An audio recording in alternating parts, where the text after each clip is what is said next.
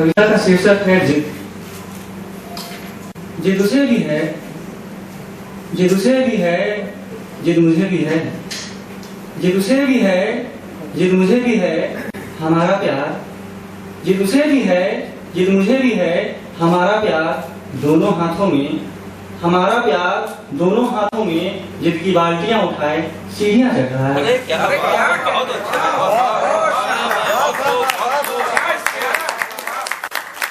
कविता का शीर्षक है जिद। इन दिनों खुल के कोई नहीं हंसता, इन दिनों खुल के कोई नहीं हंसता, इन दिनों खुल के कोई नहीं रोता, इन दिनों खुल के कोई नहीं हंसता, इन दिनों खुल के कोई नहीं रोता। हंसना छुपा होता है रोने में, हंसना छुपा होता है रोने में, रोना छुपा होता है हंसने में, हंसना छुपा होता है रोने में, रोना छुपा होता है हंसने में।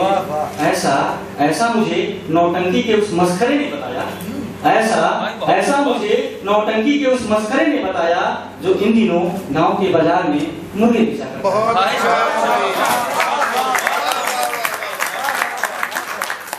शीर्षक है प्रेम में।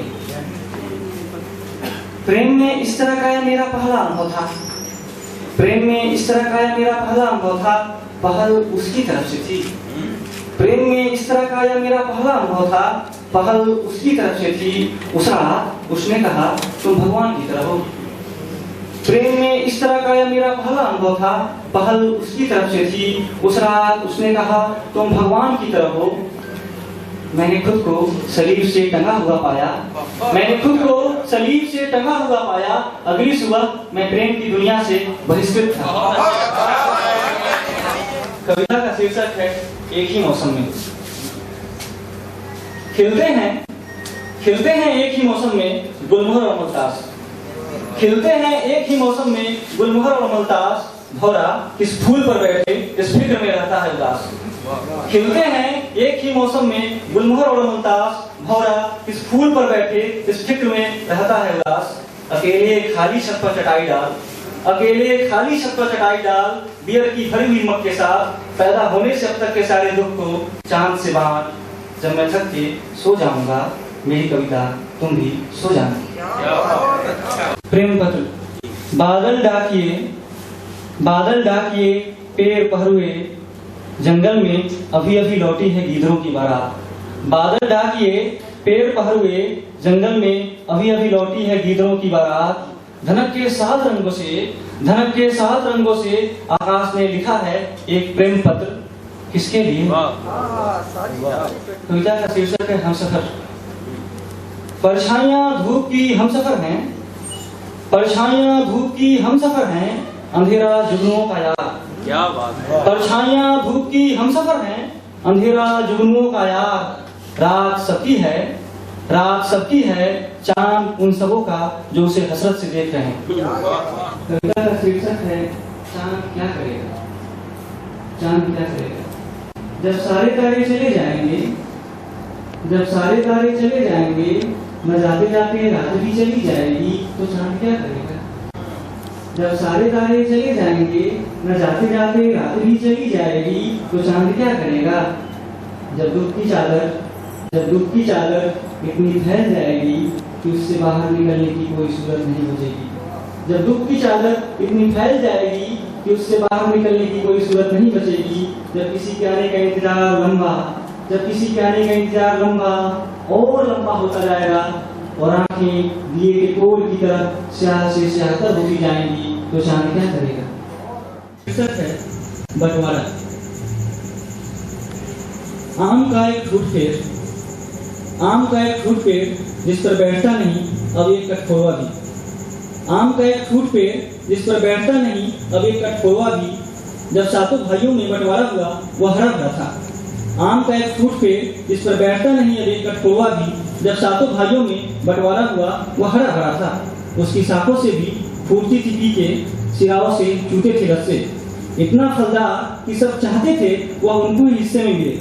सबको उसके लिए झगड़ते देख पंचों ने हार कर ही दिया उसे साझी। वह साझी क्या हुआ, हर बैसाख जेठ में टिकोला आने से फलों के टूटने तक हिस्से के आमों के लिए होती थी लड़ाइयाँ। उसके नीचे न जाने कितनी ही बार चली लाठियां। वह महज आम का एक पेड़ था, कोई कश्मीर, पंजाब, बंगाल नहीं था।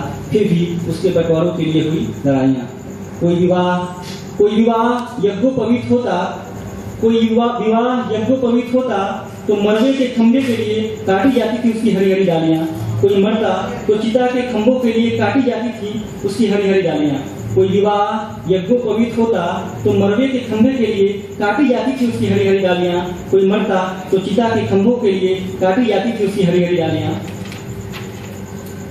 किसी के दादा ने रोपा था उसको, किसी के पिता ने सींचा था उसको, किसी के पति ने छिड़की थी बीमारियों से बचाने के लिए उस पर दवाइयाँ।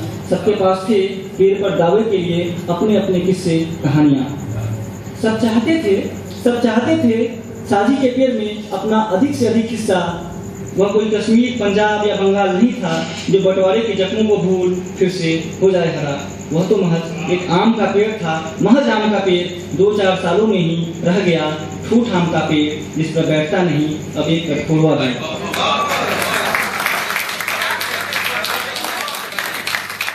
बगुला भगत का जंतर, इसकी कुछ कविता सुनाते हैं। आखिरी मछली को निकल के बगुले ने तालाब से पूछा। आखिरी मछली को निकल के बगुले ने तालाब से पूछा, तुम इन दिनों इतने उदास क्यों रहते हो? आखिरी मछली को निकल के बगुले ने तालाब से पूछा, तुम इन दिनों इतने उदास क्यों रहते हो? दूसरी कविता। वे जिन्होंने मार के टांगे हैं कौवे, अपने घरों के आगे हमने उन्हीं की घरों पर गिद्धों को मंडराते हुए देखा है। वे जिन्होंने मार के टांगे हैं कौवे, अपने घरों के आगे हमने उन्हीं की घरों पर गिद्धों को मंडराते हुए देखा है। तीसरी कविता। कुछ ने मछलियां निकली, कुछ ने कछुआ। कुछ ने मछलियां निकली, कुछ ने कछुआ। जो कुछ भी न निकल पाया पानी पीकर फेंकता रहा खुला। कुछ ने मछलियां निकली, कुछ ने कछुआ। जो कुछ भी न निकल पाया पानी पीकर फेंकता रहा खुला। जनपद में इस बात पर खामोशी है, आखिरकार तालाब में जलकुंभी किसने डाली? फुनगी पर बैठे गिद्ध ने आदमियों की लहलहाती हुई फसल देखकर निचली डाली पर बैठे कौवे से कहा, इस गांव में जलावन की बहुत कमी है। ताकतवर कम बोलता है, लगाए रहता है घात जैसे कोई बाज। ताकतवर कम बोलता है, लगाए रहता है घात जैसे कोई बाज।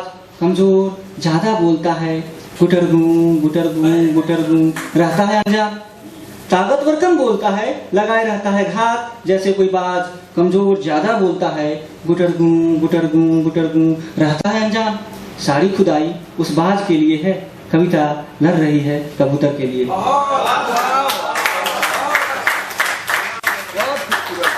इसी की अगली कड़ी है। मैनी ने एक चुटकी खैनी अपनी हथेली पर रखी, आजू बाजू नजर डाली। मैनी ने एक चुटकी खैनी अपनी हथेली पर रखी, आजू बाजू नजर डाली। सूखते हुए तालाब की ओर देखा, फिर तालाब में घात लगाए गदराए बगुले से पूछा, भगत इस गर्मी में जब सारी चीजें सूखती जा रही हैं, तुम्हारी सेहत का राज क्या है? बगुला कुछ देर खामोश रहा, फिर तालाब की कैफियत से पूरी तरह मुतमईन होकर बोला, आजकल मैं अपने गुरु गिद्ध की सोहबत में प्राणायाम कर रहा हूँ। इसी की आखिरी कविता कड़ी में कविता है। बगुला भी ध्यान में, मछलियां भी ध्यान में। तालाब है या कि मौजजा, शिकारी भी एक ही मकान में। बगुला भी ध्यान में, मछलियां भी ध्यान में। तालाब है या कि मौजजा, शिकारी भी एक ही मकान में।